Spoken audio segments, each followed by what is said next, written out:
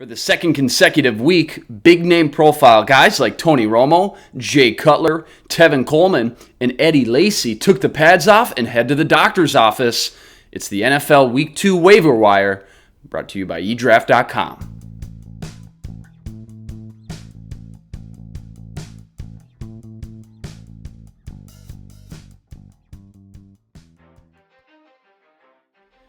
Well, another crazy week of NFL action left fantasy teams battered and bruised. As if Des Bryant wasn't enough, Tony Romo now expected to miss 8 weeks as well with a broken collarbone. Guys like Eddie Lacy, Tevin Coleman, and Matthew Stafford's status is still up in the air. I want you to keep a close eye on those guys as the week moves forward.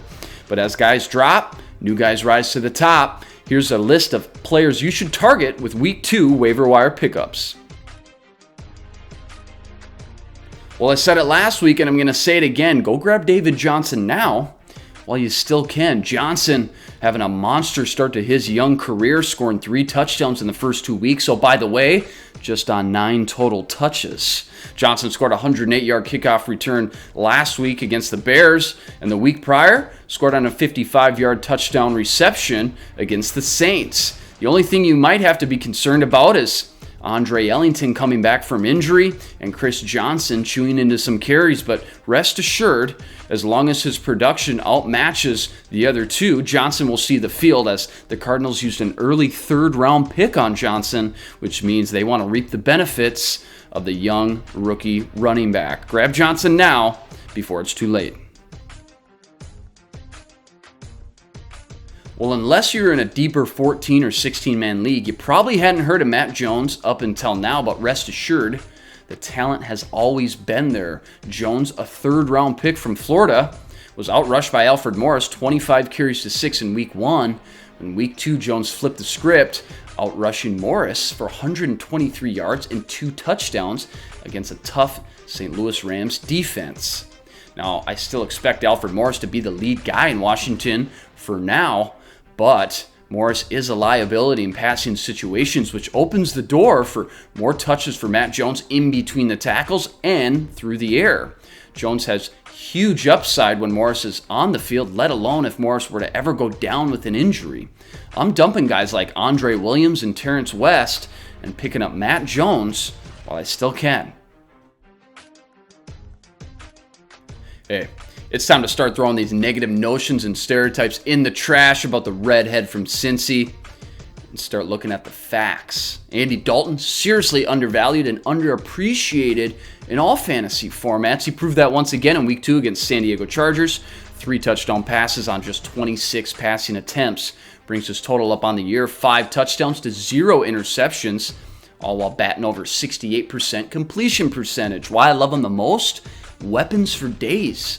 AJ Green, a top 5 receiver. It won't be long until you're saying the same about Tyler Eifert at tight end and why they used him as a 1st-round pick. Marvin Jones, a solid complement at number 2 receiver, and thunder and lightning on the ground with Giovanni Bernard and Jeremy Hill.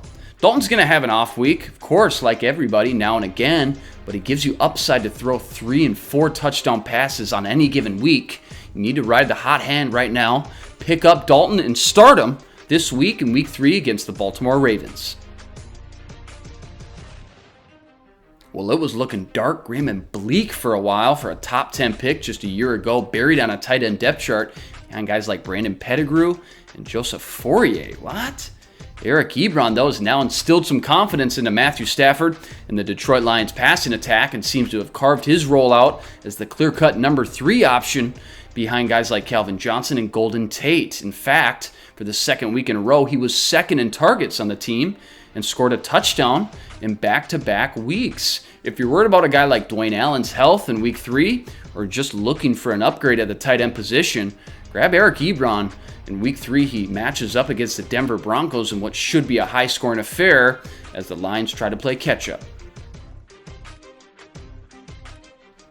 Well, I'll be the first to admit it. I didn't have any Tennessee Titans on my fantasy rosters after the draft. No. Too many red flags and question marks surrounding a rookie quarterback on a really bad team. But now that I've seen Mariota in action, and he's proven to me he can put up points in a hurry, I'm starting to really reconsider a guy like Darrell Green Beckham while I still have the chance.